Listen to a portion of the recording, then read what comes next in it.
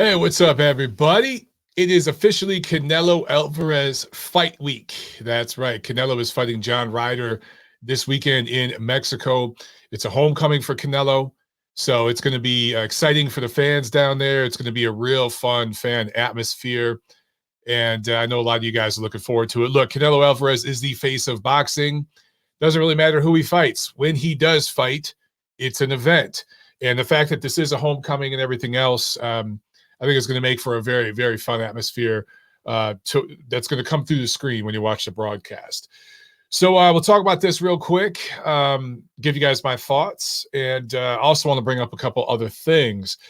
So first and foremost, the unfortunate part is that this is a pay-per-view fight. And 2 weeks ago, there was another pay-per-view fight, Ryan Garcia versus Gervonta Davis. So within the span of 2 weeks, you guys, fight fans, being asked to fork over, I don't know, 150 some odd dollars. I'm trying to do the math real quick in my head for these two pay-per-views. And in this case, you're paying over $200 a year for the DAZN subscription, and then you're having to buy Canelo Alvarez fights on top of that. The 2 times he fights a year, they're pay-per-view. So I posted a tweet today, and I want to share this with you guys. I'll pull it up real quick on the screen. But I posted this tweet, and I wanted to share it here. And the reason why I posted this, well, let me read it first. I quote tweeted a tweet that I posted back last October. Okay, so you're going back now about 6 months. Okay, last October. In fact, it was October 29. 2022. So it was, my daughter was 6 days old when I posted this tweet. And I said, it's crazy to me that Davis Garcia is seen by so many as this huge pay-per-view fight. Says a lot about this era, in my opinion. If we're being honest, in the 90s, it would have been a proving ground fight between two rising, but largely unproven contenders. At best, would have been an HBO Boxing After Dark headliner. So I quote tweeted that today, and literally today I posted this about Canelo Ryder with a picture of the fight poster. I said, same energy. In the 90s to 2000s, Canelo Ryder would be on HBO World Championship Boxing, like many of Pernell, Oscar, Roy, and B-Hop's title defenses. Yet in 2023, it's a pay-per-view. I don't make these posts to bash the fighters. I'm merely pointing out how much the sport has changed over the last 20 to 30 years. So the tweet from last October, you go back a couple weeks ago when the Davis Garcia fight took place, there was one asshole who screenshot that tweet because I've blocked him and posted it on his Twitter 2 weeks ago during fight week, completely presenting it out of context when I tweeted it 6 months ago. And him and a sea of, who I call the cult, which includes Tank Davis fanboys, Al Heyman fanboys and fanagers, but also yes men in the media who suck at the power teat to keep access, desperately clinging to the last job some of these people will ever have in the business. So anyway, I wanted to share this with you guys because I've noticed that there's been zero response to this Canelo Ryder tweet from the cult. Zero. None of them have brought it up. Everybody was triggered about this tweet from 6 months ago relating to the accomplishments of Davis and Garcia and how fighters, and I called them contenders because at 135 and 140, the champions are Devin Haney and Josh Taylor, among other reasons. And anyway, I still feel that in the 1990s, that type of matchup, we saw it on HBO, Boxing After Dark all the time. There are plenty of examples I could bring up. Now, as it relates to Canelo Ryder, there are a lot of times where the face of boxing, be it Oscar De La Hoya, Roy Jones, whoever, had title defenses on regular HBO World Championship Boxing, particularly when they were seen as, mismatches and mandatories and that sort of thing. They did have pay-per-views, obviously, but fights like this, Canelo Ryder, generally speaking, we're on regular HBO. So anyway, I wanted to bring that up, not only to expose the hypocrisy of the cult and just how fake and fraudulent all those people are, but to bring it home that, look, I'm being consistent here, okay? Do I think this is a pay-per-view worthy fight? No. Am I going to buy it? No. Did I buy Davis Garcia? No. I haven't bought a pay-per-view in a while, and I'm not going to buy one until I can look at it and be like, this would have been a pay-per-view in 1992. This would have been a pay-per-view 30 some odd years ago. When I can say that, I will buy the pay-per-view. Anyway, having said all of that, I know a lot of you are upset about having to buy another pay-per-view just 2 weeks after you bought one on Showtime or DAZN, wherever you bought Davis Garcia.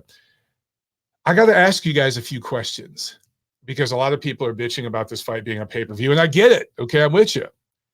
But let me ask you a few questions. Number one, is Canelo Alvarez more proven than Tank Davis?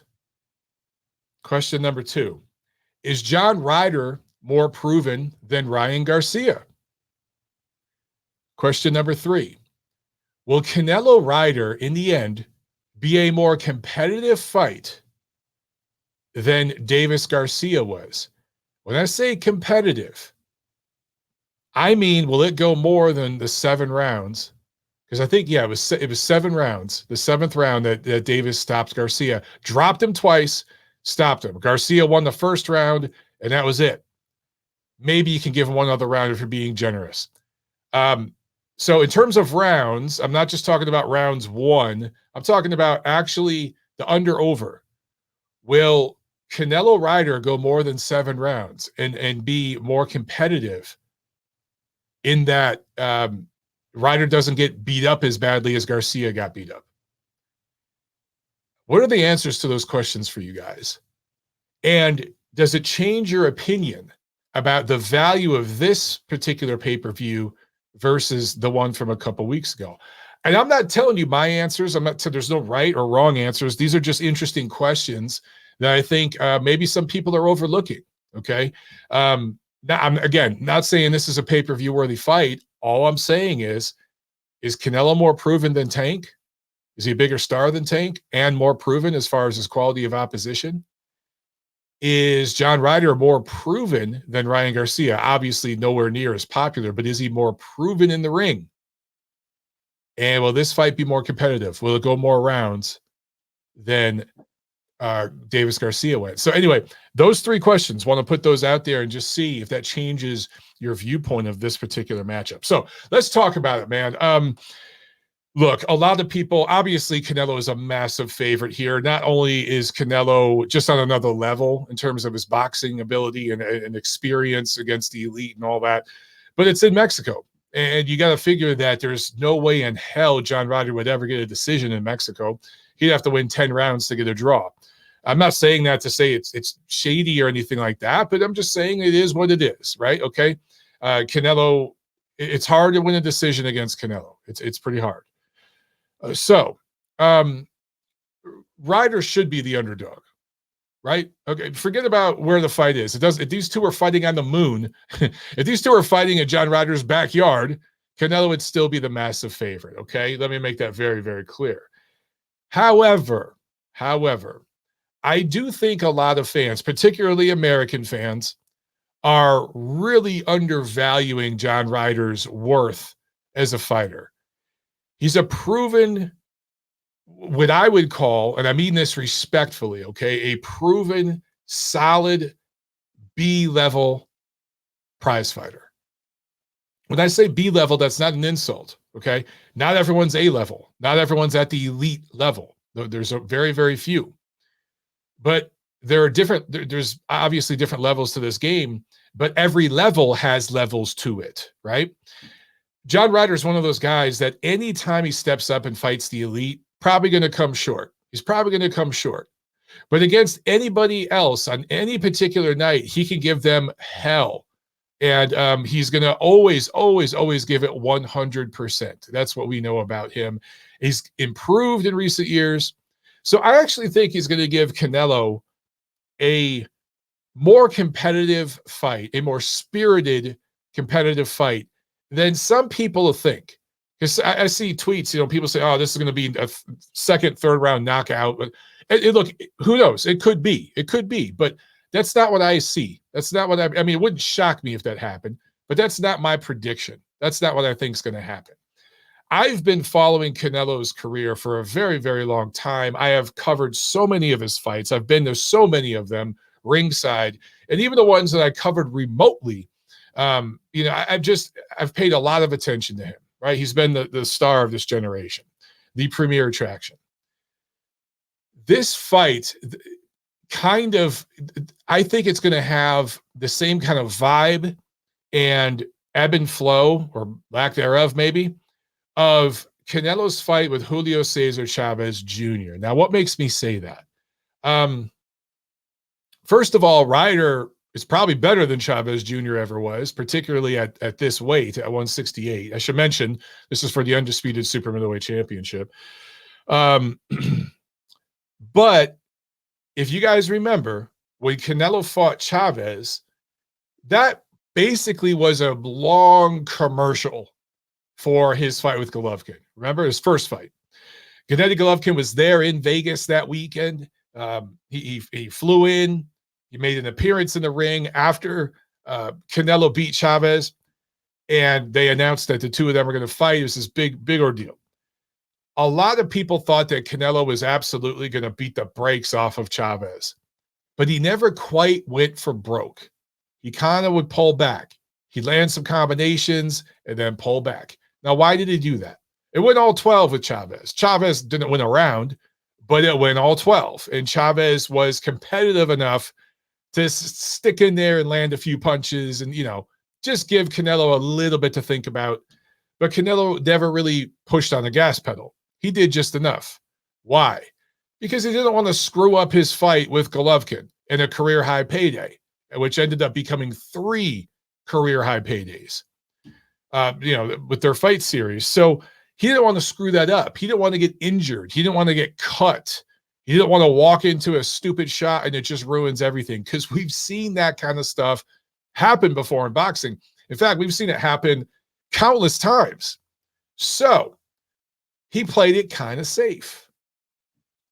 I expect a similar kind of performance here. It's not going to be exactly the same. Canelo has FU money. He has generational wealth. His grandkids will have some of his purses, the money from his purses. So he's good financially, okay? He's not going to have another big payday on the horizon like a Golovkin. Like, that ship's probably sailed.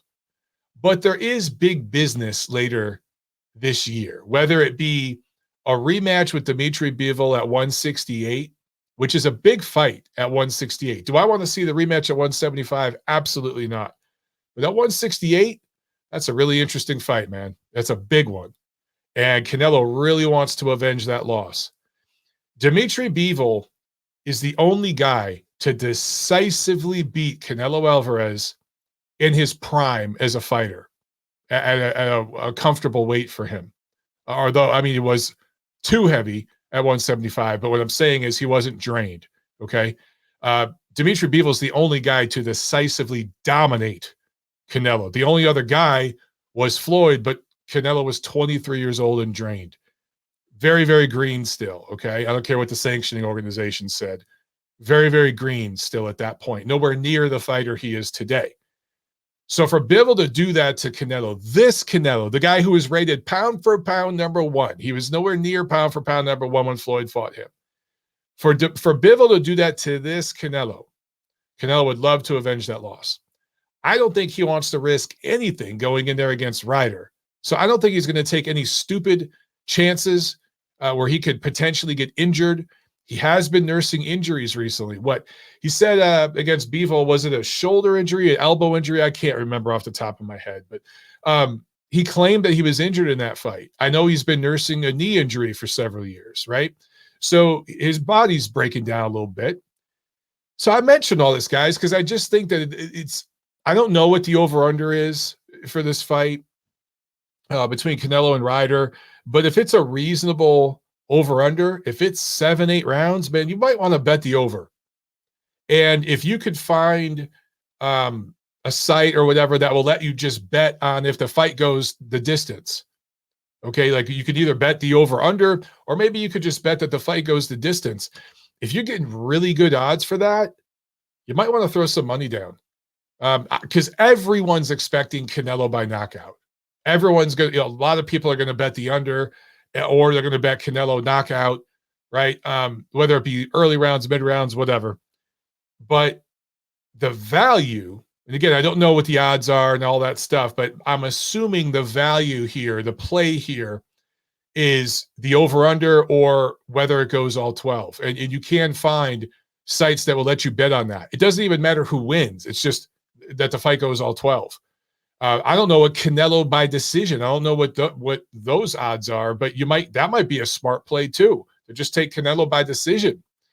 So you can do a couple interesting things here with gambling on this fight that there may be some underrated value there that people might be overlooking.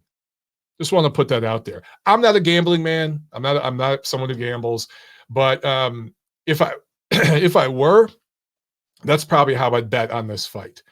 Okay, so obviously I expect Canelo to win. I think it's going to go past the 7th round. I think it's actually going to go longer than that Davis-Garcia fight.